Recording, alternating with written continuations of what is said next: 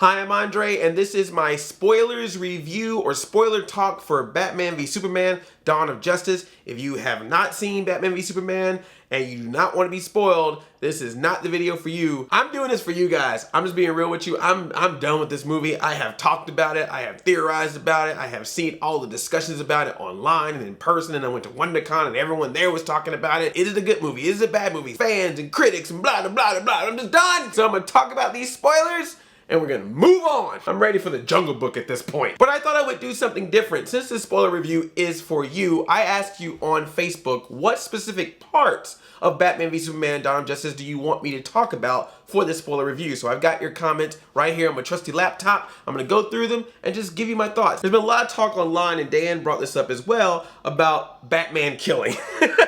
Batman's one thing is he don't kill. But in this movie, while there are some dream sequences where he kills, very obviously, there are some sequences in the movie itself where if he doesn't kill, he definitely assists. Someone takes your head and slams it into the floor. If you're not dead, you probably gonna have a concussion or a coma, or you gonna wish you were dead. Like, you gonna come up out of that floor like this, like, what happened? Where are you at, Batman? He's a brutal Batman, that's for sure. Ben Affleck said it a couple times in this movie. He's been doing this Batman for about 20 years now. Like, he has evolved as Batman over time from that Batman who's just starting out, which I think is kind of interesting because if you really think about it, with Superman, we're seeing the beginning of him trying to create who he is, where Batman's already done this. And they've dropped some hints in this that Batman, for lack of a better word, has seen some shit in the 20 years.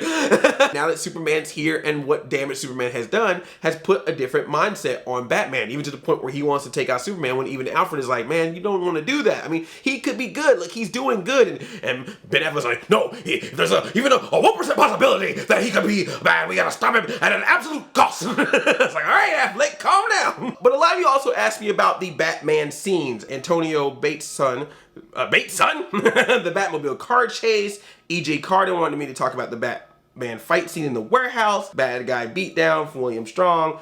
Yeah, man, the Batman scenes, without question, some of the best parts of this movie. This was a really good Batman. That's why I said in my regular review that I want to see a solo Batman film. He was a good Bruce Wayne, and he was a good Batman, and you could see just from his acting how he's dealt with doing this for 20 years. The scene with him and Clark Kent, man, when he's just putting him down, he's like shutting that dude down.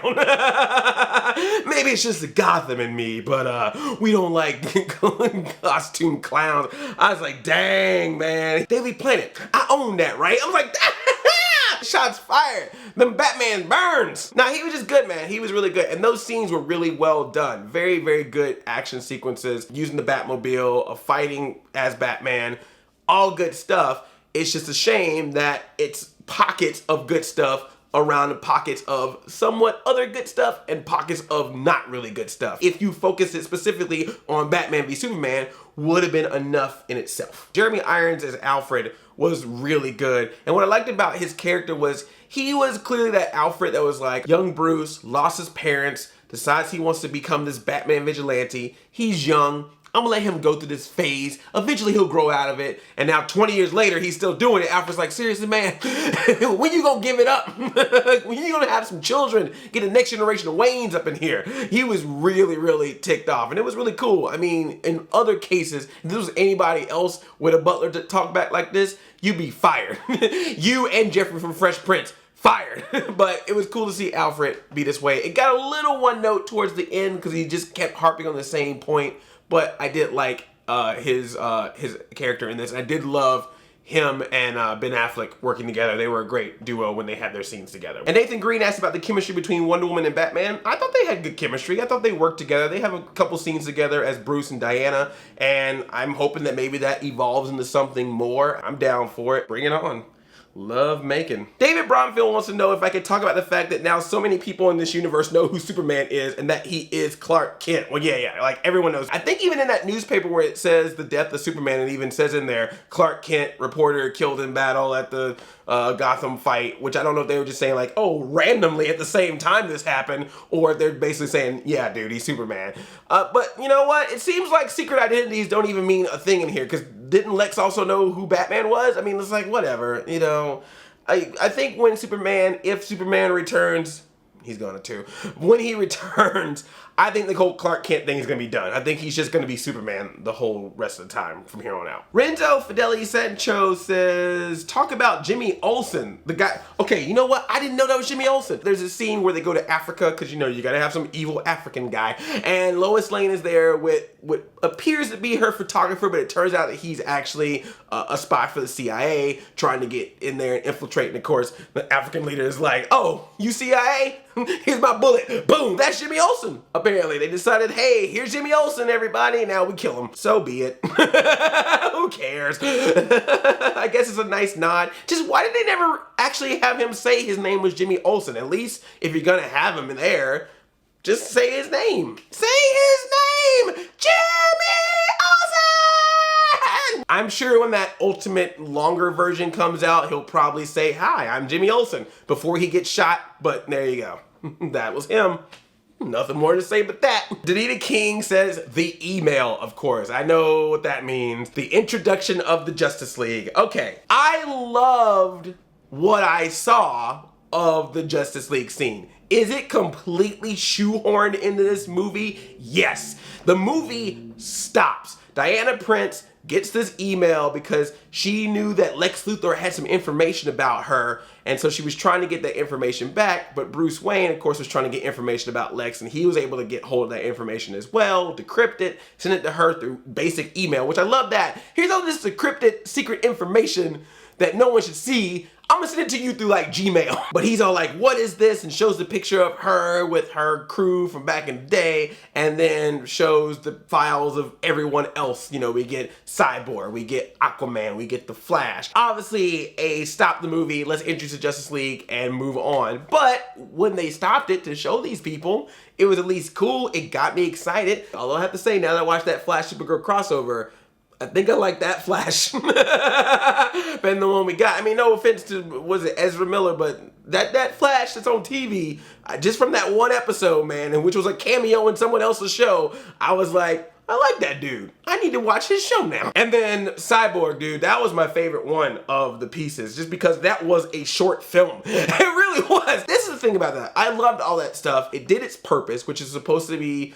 introducing and getting us excited for a Justice League movie. Could it have been done a little bit more seamless into the movie? Sure. There's one particular part that I was actually shocked that they did not put a Justice League member in. Batman's made all these weapons to try to take down Superman, one of which is a spear, a kryptonite spear. Lois Lane gets her hands on that spear. For some reason decides, I'm just gonna throw this thing in the water. Not try to get anyone to destroy it or anything, just go, hey, here's some water. Bloop, because no one's gonna find a kryptonite spear in the water. And then later on, when Doomsday shows up, it's like, what's up everybody, I'm about to kill you all. She's like, oh, that thing got dropped in the water. I gotta go back and get it. So she goes in the water, some walls get knocked down, so now she's trapped in the water. Lois Lane is trapped in the water. Trying to get out, she's all doing the, and I'm just sitting there going, oh man, here he comes. Aquaman's about to show up. So this is what I thought was gonna happen, and it would have been super simple. Aquaman comes out, you see the shadow figure behind her, the hand comes out, grabs her, he uses his strength or his trident or whatever he wanted to use, some seahorses, I don't care, bust through the walls, bring Lois out of the water, her eyes come to, and you see a quick glimpse of Aquaman, and he's just like, peace, and he goes back down underwater. And that's it. He doesn't get involved with the fight with Doomsday. He doesn't get involved with the Justice League yet. He just decides, hey, I saw this woman in distress. She was underwater, so I got her out of the water, and then returned back to my home. Perfect opportunity to bring Aquaman in a scene that would make sense, rather than just, hey, here's an email with a video clip of Aquaman in it that someone got found from YouTube or something, I don't know. And we already had Flash, we saw him earlier in the movie, and then Cyborg, the scientist that was, you know, Joe Morton, he could have been at the party, because let's think about it. You know, you got Lex Luthor, he's got LexCorp, right? And he's trying to work with Bruce Wayne, because he's got his business. How could you not just have Joe Morton show up at the party representing Star Labs? They could have had some talk. They'd be like, hey man, I heard about your boy, and all. He's all like, oh, that's okay, you know, it's sad, but he's still with us. Wink, wink, nudge, nudge.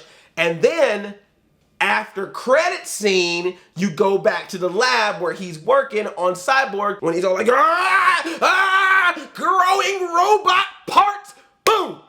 That's how you end the movie. When that worked, maybe for me that would have worked. Just theorizing, just throwing stuff off the cuff. Those could have been ways that you could have still shown some of those same scenes, but it could have made more sense in the movie than just, here's this block of time. But it still did its part. I'm excited about those movies. I'm super stoked about seeing how Cyborg's gonna be, but I don't think we're getting him like, what, 2020 or something like that? I think all these movies don't really come out right away, don't they? They all are coming out like after Justice League or between Justice League. I don't know how this is working. I can't keep up anymore. When can we just go see movies when they're just movies? Why do I have to have like a time sheet and a freaking map? I need a big giant map in the theater like, okay, this character just showed up. Okay, they're coming out in May 2018. All right, this character's gonna show up and I'm gonna see them again in June 2019. Okay, this is a Marvel property. This is DC property. Okay, I got it. All right, Fantastic Beasts, where to find them? I'm gonna find them right here. I don't know. I just wanna go see movies. Coley Holt,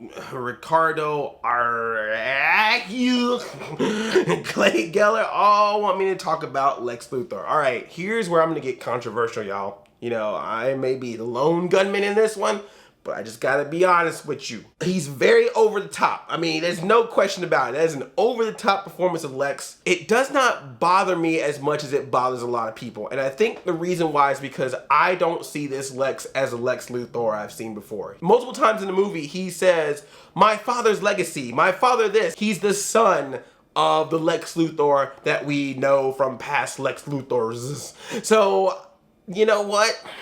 The reason why it doesn't bother me that much is because Lex Luthor in the past, you know, your Michael Rosenbaums, your Kevin Spaceys, your Gene Hackmans, your Clancy Browns. I've actually kind of always wanted to be those kind of Lex Luthors, like just strong businessman, very confident, very powerful businessman. You like that Luthor. You want to be that Luthor, even though he's a bad guy. Like, I'd like to be that dude. Jesse Eisenberg's Lex Luthor is a dude I literally hate. Like, that type of person, that type of character in this movie and in real life, I hate. He's that douchebag prick type of villain. Like, you can tell that you can beat him. Like, you just know good and well you could take him out, punch in the face at any time, but you can't because he's rich and he's powerful, and he's well known, and if you try to do something to him, you're gonna be the one that's gonna get in trouble. So it allows him to be the weird, eccentric douche that he wants to be, and you can't really do anything about it. And those type of people I have actually seen in real life. And I can't stand those people. I'm me, so therefore I can do whatever I want. The world is my oyster, blah, blah, blah, blah, blah. I can treat everybody like crap, and what you gonna do? They got punchable faces. They like, you wanna hit them. It's not the Lex Luthor I would have chosen. If Bryan Cranston was actually considered for this role, he clearly would have been a great Luthor if you want to go that route. This is a route that Zack Snyder, I guess, chose. This is a route that Jesse Eisenberg, I guess, decided to act in. Is it the choice I would have made? No, but if its intent is to make this an unlikable character, then thumbs up, you did it, because you are unlikable, brother. But I did think they went a little too far at times. Like the whole part where he's trying to do that scene where he's giving a speech and it's clear that he's a little off. He's almost like he's a little bit OCD, just can't really finish his speech. Like, that was a little much. But having him being like this weird guy that if you cross him, which is what Senator Finch did, that's where we get to the part where I was like, all right, I'm afraid of this Lex. Before I was like, whatever, you're a joke. But this scene, so they had this conversation, the senator and Lex Luthor. Lex Luthor wants to bring this kryptonite that he found into Metropolis, and she won't let him do it. She's all talking about like, look, you can sit here and act like you trying to do something good and all this. Because I know, I can look right through you. I see what's going on with you. And the phrase comes up, what is it? Like, you can have a jar of piss and you can call it Granny's peach tea if you want to. So he's all mad and stuff. And he's even like shaking and like slapping on things and then doing that really creepy, like, I'm just gonna talk to you and have a conversation. You think I'm about to do something to you, but I'm not. I'm just gonna let you go. Have a nice day, Senator.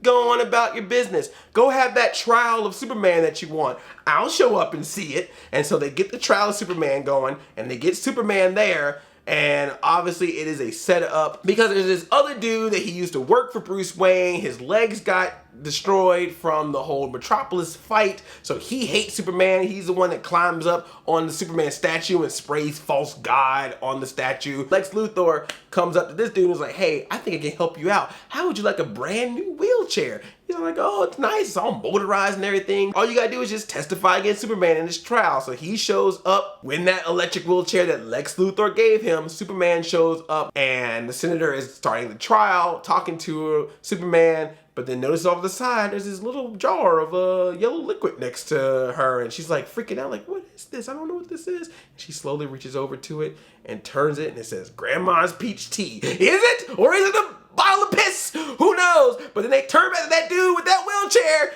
Tick tock, tick tock, boom! And it explodes. The whole place explodes. Everyone's dead, of course, except for Superman, which makes people believe that Superman went in there and somehow blew everybody up. Does it make sense? No. But does that part make me afraid of Lex Luthor? Hell yeah. The whole thing about Lex Luthor is he just spends a lot of his time just messing with people. Like all the letters that he sends to Bruce Wayne to get him mad at Superman, all the stuff that he does to make Superman look like he's guilty.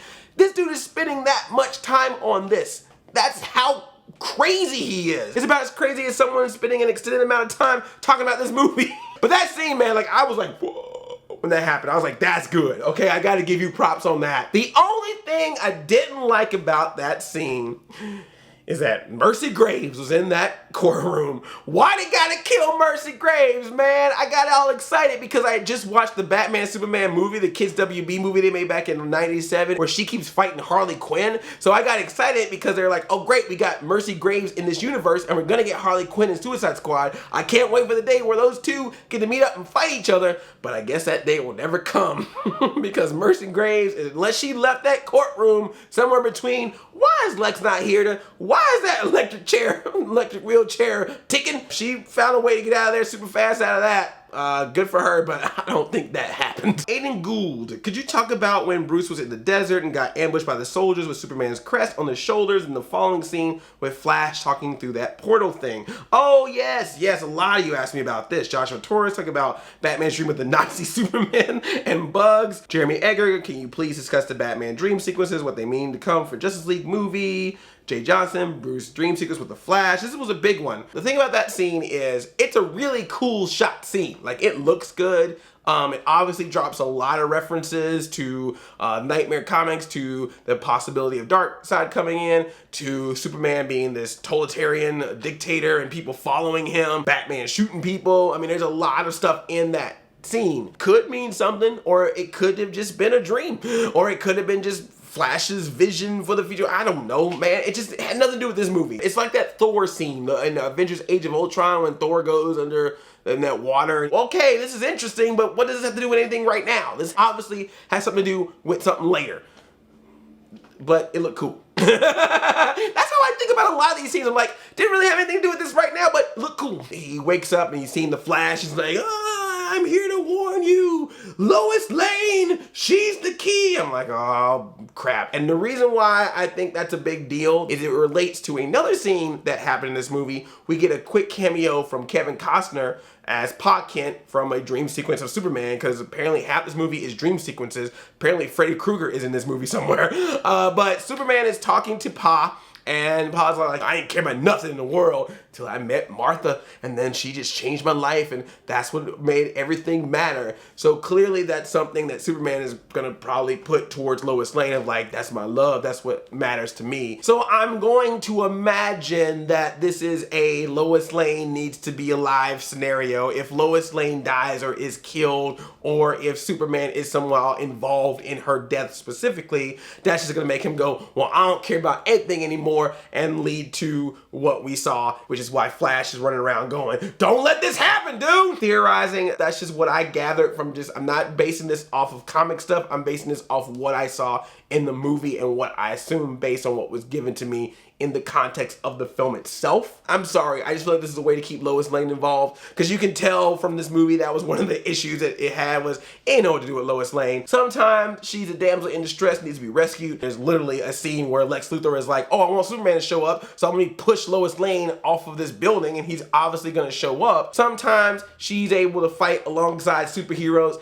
She even like walks up in the Superman-Batman fight. They fighting, and she gonna run up in the middle of the fight. Did you not see Batman throw Superman against the wall? Don't think he won't bat slap slap you. Get out of my way, woman. Rah! I'm Batman. Amy Adams is a good actress. I don't think that she did a bad job in playing Lois Lane. I just think they didn't know what purpose for her to serve. But then you get Diane Lane getting kidnapped and almost set on fire as a reason for Superman to fight Batman. You want a damsel in distress? There it is. Let's bring Diane Lane back to this movie to do one speech to Clark and then have her be tied up with a gag in her mouth. And speaking of Diane Lane, I got a lot of people wanting me to talk about not necessarily a scene in this movie, but just one word. One word you want to know my opinion on, and that word is Martha.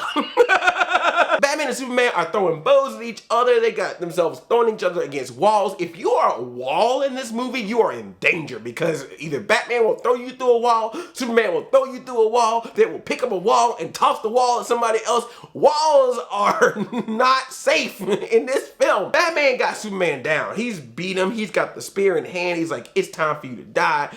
And the whole reason that Superman is trying to stop Batman to fight because he needs him to help him. Martha Kent's been kidnapped by Lex Luthor, and if he doesn't save her in time, that's right, we get a kidnapping and a ticking clock at the same time. If he doesn't do it in time, she's going up in flames. She's on fire. Help Martha. And Batman's like, Martha, what? Why do you know that name? How do you know that name? He's like, Martha, you gotta save Martha. Who told you about that name? Martha's your mama's name? Martha's my mama's name. Did we just become best friends? Yeah. People, let me tell you about my best friend. Our first mother's name is Martha. We're friends until the end. It's so hilarious that they went from almost killing each other to looking like they're about to go out and get ice cream together just because their mothers had the same first name. This seems like a scene that probably made more sense on paper than it did in execution, but it was still funny. It made me laugh. It shouldn't probably, I don't think that was its purpose, but I just love that they literally like, pap, poor, Martha, what? What did you say? Get over here, pal. I love ya. We're best friends now. Let's go fight this Ninja Turtle. Whee! And then on top of that, having Lois Lane come in and go, stop fighting, guys. Stop fighting. Martha's his mother's name. Woo! Why did I just turn her into olive oil? Oh, Superman, help me from this brute. Whoa. And the thing about it is, if you're going to have Doomsday, couldn't that have just been the reason to have them stop fighting? Did you really have to do this whole Martha thing? You got a giant beast to take care of. I think there's a good point where the two of you could be like, let's settle our differences later. We gotta go take care of this. Not like, your name's Martha? Let's talk about Doomsday. That fight. Okay, man. I don't know what it is about these DC movies and these third acts. The concept of them fighting Doomsday, not a bad concept. Again, don't know if we really needed it in a Batman v Superman movie. You would think the fight between Batman and Superman would be enough. But hey, you want to throw in that big final act with Doomsday, but it looks like a video game. I'm sorry. It literally was a final boss battle. Once that fight began, that's when I started noticing the CGI of everybody else. Like there was constantly scenes where Superman or Wonder Woman would get hit and it was clearly CGI Superman or Wonder Woman until the very, very end when you get a close-up of their face or a close-up of them on the ground trying to get up and it'd be like, CGI, CGI, CGI, CGI. All right, now I'm the actor. It was like, it was very, very obvious. Just feels like that would have been a good thing to have in a Dawn of Justice movie, not a Batman v Superman Dawn of Justice movie. Although you know this movie heard those criticisms from Man of Steel when they messed up Metropolis and killed all those people because they were like, with this one, oh, we've got Doomsday. He's on this random island where there is no people on it. Just want to make that clear that if any destruction happens, there's nobody here. Touche. Thomas James Street has what is undoubtedly the best comment I had seen of all the comments I got. The part when I got up halfway to refill my popcorn and talk to the cute female usher, only worthwhile part in my opinion. Yeah, man, that's a win-win all around. You get popcorn, you get a cool chick to talk to, you get to avoid parts of the movie that don't need to be seen. Worth the price of admission. You get them digits? That's what I want to know, Thomas James Street. Did you get them digits? Did you get a selfie with the cute female usher? Was her name Mercy Graves? We have to discuss Superman's death. Charlie Ramsey asked about it. Gilbert Jacob Garza asked about it. Jeremy Garner, is he still alive? Superman has the spear of kryptonite, use it to try to take Doomsday down. Doomsday's like, if I'm going, buddy, you coming with me? A stab. So they both go down together, Superman and Doomsday. Superman is dead. And everyone's going crazy like, oh, what does this mean for the Justice League movie? Y'all know Superman's coming back, right? I mean, they show a scene before this even happens to prove that Superman does have the ability to basically become Wolverine, because there's a part where Superman takes Doomsday all the way up to space and they call the president up and they're like, we gotta nuke him. So they send nukes up there, blows up Superman. He looks all broken and crumbled. He kind of looked like Bizarro at that point. Was I the only one that thought that when he got hit by the nukes that he kind of looked like Bizarro? But anyway, he slowly goes back to being ta-da! So I have a feeling that even though he got stabbed by this kryptonite, eventually they had to get it out, right? He's probably healing in that coffin. And the icing on the cake, there's dirt on top of the coffin. And it keeps zooming in on it, keeps zooming in on it. And at the very last second before the screen turns black, you see a little bit of dirt rise off of the coffin into the air, and then boom, in the movie. So I was like, oh yeah, he's coming back. And what I'm hoping what happens is, because a lot of what we've seen in Man of Steel and in this movie is Superman doesn't know what to do.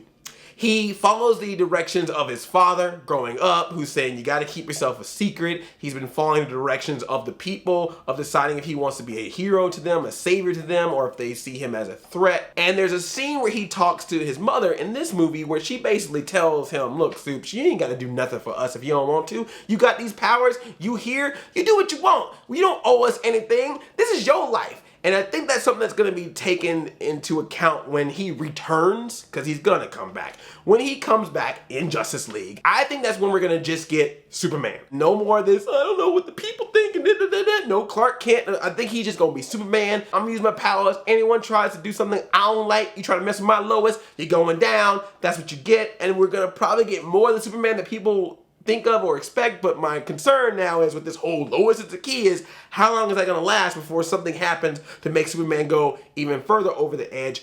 I don't know, man. The more I talk about this, the more confused I get. It's crazy, man. There is some good stuff in this movie, and there's some thought-provoking stuff in this movie, obviously, or else I wouldn't be talking this much about it.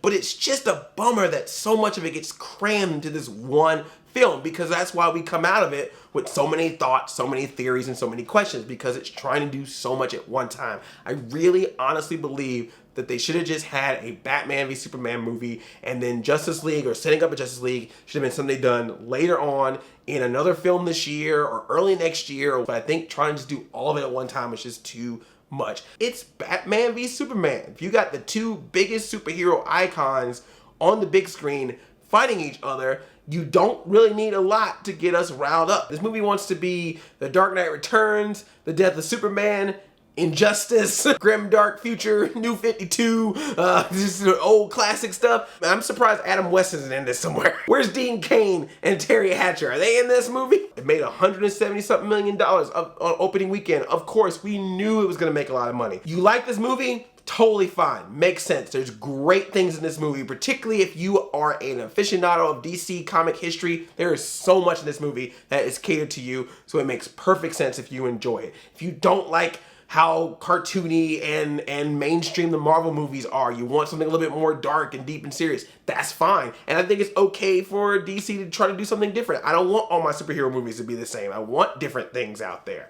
But if you do have problems with this movie, if you think the pacing is off, you're right. If you think that it's muddled, that it's just flawed, that's true. I can't give you a complete positive. I can't give you a complete negative. There's stuff in here that I like. There's good stuff. There's great stuff. There's also bad stuff and boring stuff. And it's all muddled and flawed. I will watch it again, for sure. I don't know if I'll watch it again in theaters or if I'll watch it again when it comes out on DVD. I'm definitely intrigued to watch this extended version to see if that somehow fixed the patches that needs to be. But it is what it is, man. I just think that people are just really putting too much on this movie. But yeah, I just think sometimes simpler is better, man. I just think that it just didn't really need as much as you gave it. And there's two really good movies that you could have had out of this versus the one muddled one you got. Not hating it, not loving it. It is what it is. I've accepted it and I'm moving on. So stop all the nonsense, everybody. Just, you know, if you like it, you like it. If you don't, you don't. Let's move on. I don't want to talk about it anymore. I'm done. I'll see you for Jungle Book. I love you like a play cousin. I'm Howdy 5000. Chain Chomp. Help.